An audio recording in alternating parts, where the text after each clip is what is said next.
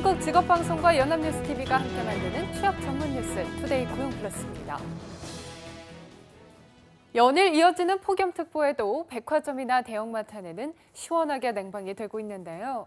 그런데 매장과 벽 하나를 둔 주차장은 침통 같습니다. 여름이면 더 힘들어지는 주차 요원들을 이동훈 기자가 취재했습니다. 서울 한 백화점의 지하 주차장. 주차장에 들어서자 주차 요원이 차량을 맞이합니다. 한층 더 내려가니 주차 요원들은 쉴 새 없이 팔을 휘저으며 안내하고 있습니다. 폭염주의보가 내려진 날이지만 끊임없이 들어오는 차량에 물 한 모금 마실 여유를 찾기란 쉽지 않습니다. 2시간 근무를 서고 난 뒤 맞는 30분의 휴식은 짧게만 느껴집니다. 올라갔다 내려오면 그냥 10분밖에 못 쉬는. 손님들이 사용하는 매장 내부는 시원하지만 지하 주차장은 마치 찜통 같습니다. 주차 요원이 있는 곳마다 냉풍기가 설치돼 있지만 더위를 식히기엔 역부족입니다. 에어컨을 켠 채 지나가는 차량의 열기도 무시할 수 없습니다. 매장 내부와 연결돼 뜨거운 바람을 내뿜는 환풍구는 주차 요원들을 한층 더 힘들게 합니다. 한 주차 요원은 지하로 내려갈수록 자동차 매연과 더운 공기가 모여 더 덥다고 설명합니다. 여기가 주차 안 통하니까 지하에 차가 없는데 여기 공기가 탁하니까 더러워요. 올해 여름 폭염은 한동안 이어지겠지만 지하 주차장에서 일하는 주차 요원들은 벌써 더위에 지쳐가고 있습니다. 연합뉴스TV 이동훈입니다. 정부는 하반기에 민생 경제를 빠르게 회복시키는데 경제 정책을 집중하기로 했습니다. 오는 9월까지 추가 경정 예산의 70% 이상을 집행하고 소비 촉진을 위해 정부가 근로자의 여행 자금을 지원하는 체크 바캉스 도입도 검토합니다. 김동욱 기자입니다. 정부는 올해 하반기 미국 금리 인상 등 대내적 요인으로 국내 경제 성장세가 둔화될 가능성이 큰 것으로 보고 주요 정책 과제를 빠르게 시행하겠다고 밝혔습니다. 새 정부의 경제 비전이 차질 없이 추진되기 위해서는 경제 안정이 뒷받침되어야 합니다. 이러한 경제정책 방향에 따라 하반기 경제를 안정적으로 운영하겠습니다. 최근 지속되고 있는 경기 회복 모멘텀을 살려나가기 위해 우선 3분기까지 11조 300억 원의 추가 경정 예산 가운데 70% 이상을 집행해 재정 효과를 조기에 달성한다는 계획입니다. 예산을 편성해놓고 집행을 하지 않는 비율을 3% 이하로 낮춰 적게 필요한 예산을 효율적으로 사용하기로 했습니다. 다양한 소비 촉진 방안도 내놓았습니다. 기업과 근로자가 함께 여행 자금을 적립하고 정부가 추가 지원하는 체크 바캉스 도입을 검토해 실권리도 보장하고 국내 관광도 활성화하겠다는 보관입니다. 다만 지원 대상을 정하고 효과를 분석해야 하는 절차가 있어 올해 안에 시행하기는 어려울 것으로 예상했습니다. 대중교통과 전통시장 소득 공제율을 올해 말까지 40%로 올리고 경복궁과 창경궁 등 고궁 야간 개방도 확대, 내수 경기를 끌어올릴 방침입니다. 또 기업의 투자 의욕을 높이기 위해 기업 유보금에 과세하는 기업소득 환류세제 기한을 연장하고 2조 원을 투입해 4차 산업혁명 등에 대한 투자와 융자를 확대할 계획입니다. 연합뉴스TV 김동욱입니다. 정부는 새로 마련한 경제정책을 추진하기 위해서 나라 돈을 더 풀기로 했습니다. 문제는 이 돈을 어떻게 마련하느냐는 건데요. 세금을 늘릴 수밖에 없다는 전망이 나오고 있습니다. 정부는 일단 말을 아꼈습니다. 김보윤 기자입니다. 정부가 양극화와 저성장 문제를 해결하기 위해 나라 돈을 더 풀기로 했습니다. 앞으로 5년 동안 재정 지출을 경제 성장 속도보다 더 빠르게 늘리겠다는 겁니다. 5년 동안 앞으로 재정 운영 방향은 총 지출 증가율이 경상 성장률을 넘는 적극적인 재정 운영을 하겠다는. 물가를 반영한 경제 성장률이 평균 4.5에서 5%인 점을 감안하면 재정 지출 증가율은 5% 안팎이 되는 셈입니다. 문제는 이 돈을 어떻게 마련하느냐는 겁니다. 재정 지출 증가율을 올해 경상성장률 전망치와 동일한 수준으로만 계산해도 2022년의 재정 지출은 500조 원을 넘어섭니다. 여기에 국정과제 이행을 위해 5년 동안 투입될 178조 원까지 더하면 그 규모는 더 커질 수 있습니다. 결국 세금을 늘릴 수밖에 없다는 전망이 나오는 이유입니다. 하지만 정부는 세수 확보나 세출 구조 조정이 필요하다는 점은 인정하면서도 구체적인 세제 개편에 대해서는 말을 아꼈습니다. 명목세율 인상 문제는 여러 가지 그 조세 감면이라든지 이런 것들에 대한 제도 개선을 통해서 최대한 노력을 한 뒤에 검토하겠다는 그런 입장을. 정부는 소득 분배에 중점을 둔 세제 개편안을 마련하겠다며 다음 주 이 내용을 발표하기로 했습니다. 연합뉴스 TV 김보윤입니다. 27일 오후 6시부터 청와대에서 문재인 대통령과 주요 대기업 관계자들 간의 첫 간담회가 개최됩니다. 간담회 참석 대상은 현대차와 LG 등 재계순위 짝수 기업과 특별 초청 대상 기업인 오뚜기입니다. 구본준 LG 부회장과 권호준 포스코 회장, 금춘수 한화 부회장, 정용진 신세계 부회장, CJ 손경식 회장, 함영준 오뚜기 회장이 참석을 확정했으며 현대차와 두사는 아직 논의 중입니다. 28일에는 삼성과 SK, 롯데 등 재계순위 홀수기업 7곳의 총수 또는 전문 경영인이 청와대를 찾을 것으로 보입니다. 올해 우리 국민이 부담하는 총조세가 사상 처음으로 340조 원에 달할 것으로 전망됐습니다. 정부 등에 따르면 올해 총 세수입은 국세 257조 원과 지방세 80조 원을 합쳐 약 337조 원 정도가 될 것으로 예상되고 있습니다. 이에 따라 GDP에서 국세와 지방세 등 세금이 차지하는 비율을 뜻하는 조세 부담률은 19.7%를 기록할 것으로 예측됩니다.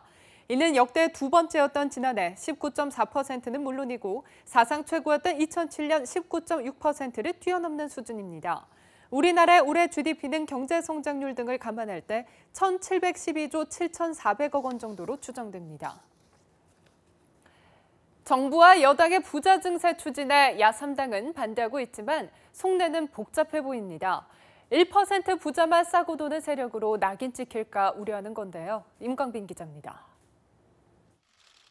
자유한국당은 증세를 세금 폭탄으로 규정하며 논의 자체를 반대하면서도 자칫 초대기업, 초고소득층만을 대변하는 정당이라는 낙인을 우려하고 있습니다.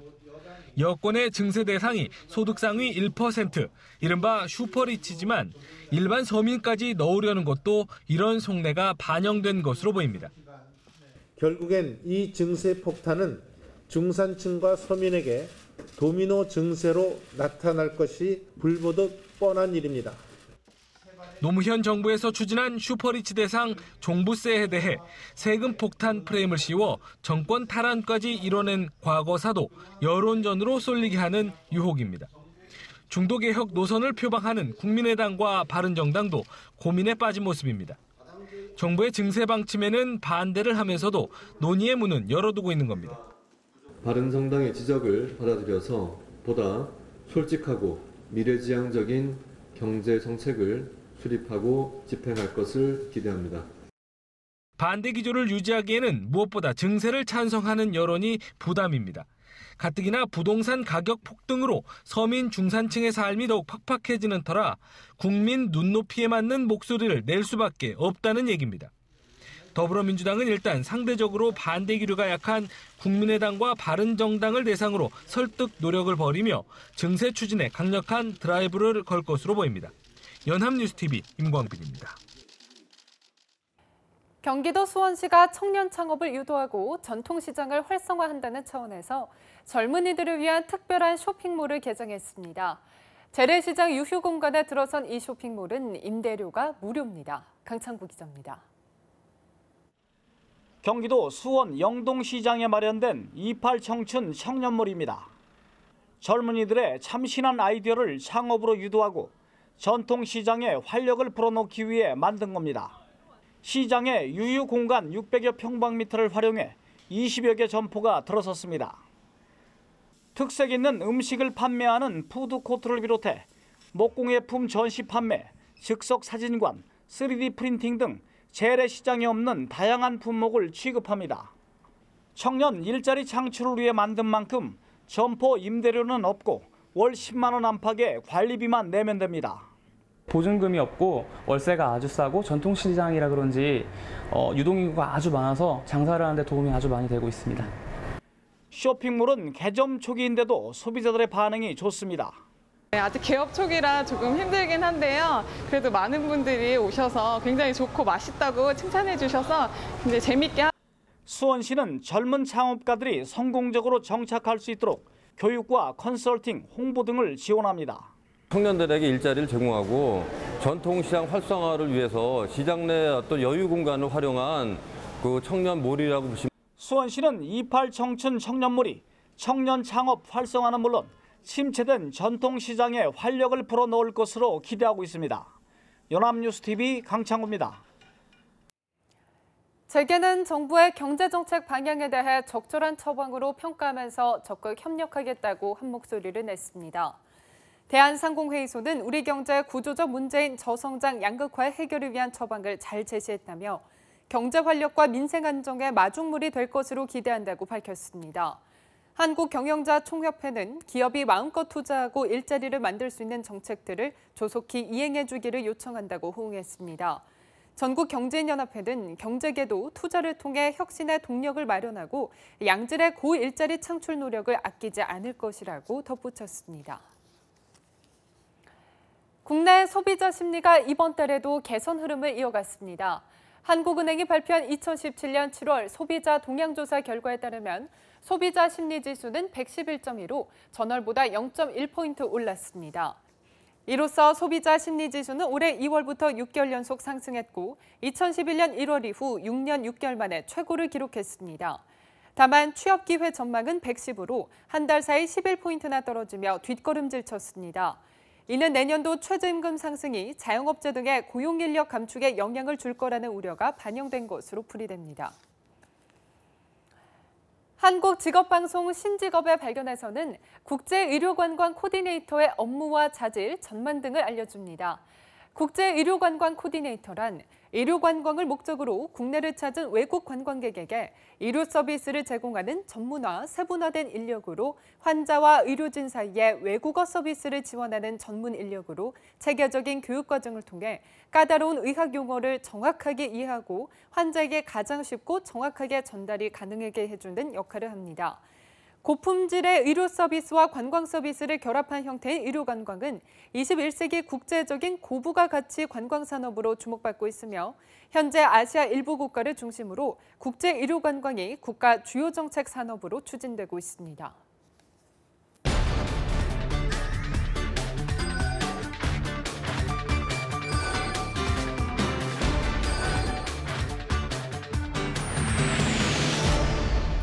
사회적으로 핫한 이슈를 키워드로 알아보는 핫키워드 시간. 오늘도 안희경 아나운서와 함께합니다. 안녕하세요. 네, 안녕하세요. 핫키워드 시간입니다. 어제까지 휴가철 특집으로 국내 여행지를 추천해 드렸는데요. 이번에 국내나 국외 여행지를 검색해 보시면서 에어비앤비 그리고 우버와 같은 사이트들을 이용하신 분들도 상당히 많을 겁니다. 그런데 석지연 아나운서는 이 두 가지의 사이트의 공통점이 혹시 뭔지 아시나요? 글쎄요. 여행할 때 편리함을 주는 새로운 서비스다 정도 아닐까요? 네, 그것도 있지만 더 중요한 공통점이 하나 더 있죠. 바로 스타트업, 다시 말해서 신생 벤처기업 형태로 창업해서 성공한 기업이라는 겁니다. 네, 그러네요. 생각해보면 에어비앤비뿐만이 아니라 요즘 나오는 웹 콘텐츠들 중에서 이 스타트업을 통해서 성공한 사례들이 참 많은 것 같아요. 맞습니다. 최근 스타트업을 통해서 성공하는 기업들이 많아지고 있는 추세인데요. 그런데 문제는 정작 한국에서는 이 스타트업이 대규모로 성장하는 경우가 드물다는 겁니다. 정보기술 로펌 테크앤로 조사에 따르면요. 최근 1년간 이 투자를 받은 전 세계 스타트업 중에서 누적 투자액이 상위 100위 안에 드는 한국 스타트업은 단 한 곳도 없었을 정도죠. 네, 신생 벤처기업을 잘 키워야 향후에 경제도 지속적으로 성장을 할 텐데 안타까울 뿐이네요. 원인이 있나요? 네, 전문가들은요. 여러 가지 원인 중에 가장 큰 이유로 우리나라의 지나친 규제를 꼽았습니다. 앞서 말씀드렸던 누적 투자액 상위 100위 스타트업 중에 무려 70%가 우리나라에서는 영업을 하기 힘들다고 하는데요. 예를 들어서 에어비앤비는 호스트의 절반가량이 오피스텔 등과 같은 준주거 시설을 이용해서 영업을 하고 있습니다. 근데 이런 곳이요, 국내에서는 불법적인 민박 사업이라서 단속을 하고 있는데요. 또 우버 역시 여객 자동차법 등의 위반으로 국내에서는 불법으로 규정하고 있습니다. 네, 상황이 이렇다 보니 스타트업에 대한 투자도 활발히 이루어지기 힘든 부분이 있는 건데요. 그렇다면 다른 나라의 경우는 이 스타트업에 대한 지원이나 법적 규제가 많이 유연한 편인가요? 네, 그래서 오늘은 그 대표적인 예로 스타트업으로 호황을 맞고 있는 이웃나라 중국을 예로 소개하려고 합니다. 현재 중국의 스타트업 시장은 거대 부흥기를 맞고 있다고 해도 과언이 아닌데요. 중국의 국가공상행정관리총국에 따르면요. 지난 2016년 중국 전역에서 553만 개 기업이 신규 등록을 했다고 합니다. 계산해보면 하루에 15,000개 기업이 탄생하고 있는 셈이죠. 와, 하루에 15,000개라니요? 이 중국의 스케일이 아무리 남다르지만 정말 대단한 수준 같은데요. 어떻게 이렇게 많은 스타트업이 탄생하고 있는 거죠? 네, 중국 정부는요, 이 창업과 혁신을 경제 발전의 새 엔진으로 삼아서 일자리를 만들고 또 경제를 활성화하겠다는 의지를 가지고 있습니다. 그래서 대중창업, 만중혁신, 즉 전국적인 창업과 혁신을 기치로 내걸고 있는데요. 이렇게 정부 당국이 창업 활성화에 나서면서 창업 붐은 한층 더 거세게 일고 있습니다. 정부의 이러한 적극적인 정책 덕분에 투자도 활발히 이루어지고 있다고 하는데요.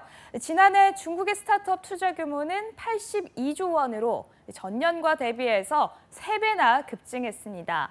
반면 우리나라의 스타트업 투자 규모는 약 8천억 원으로 경제 규모를 고려해도 압도적으로 낮은 수준이죠.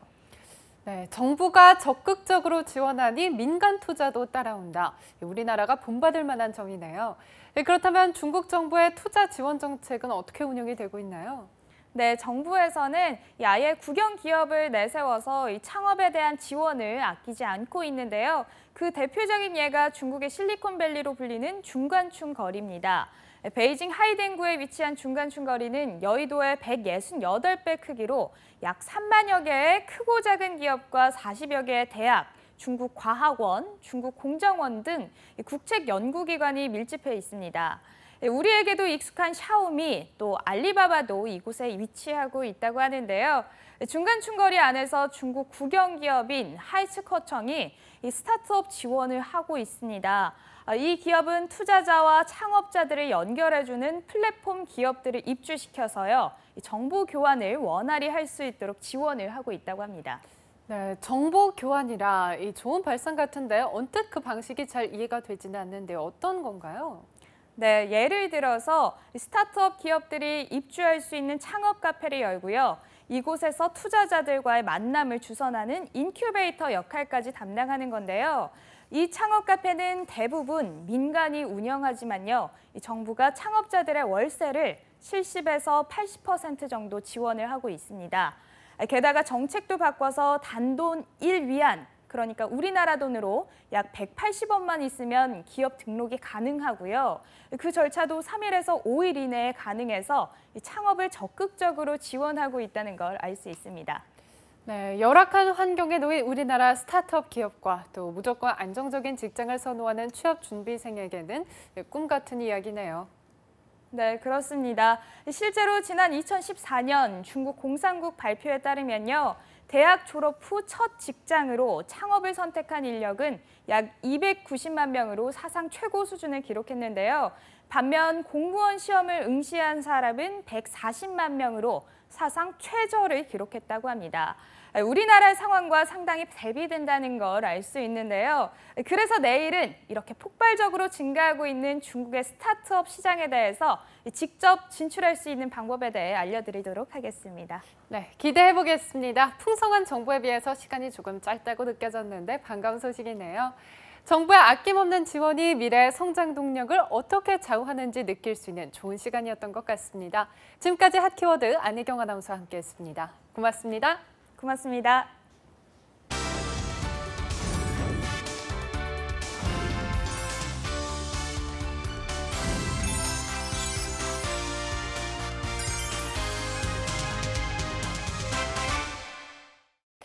투데이 고용플러스 오늘 준비한 소식은 여기까지입니다. 함께해 주신 여러분 고맙습니다.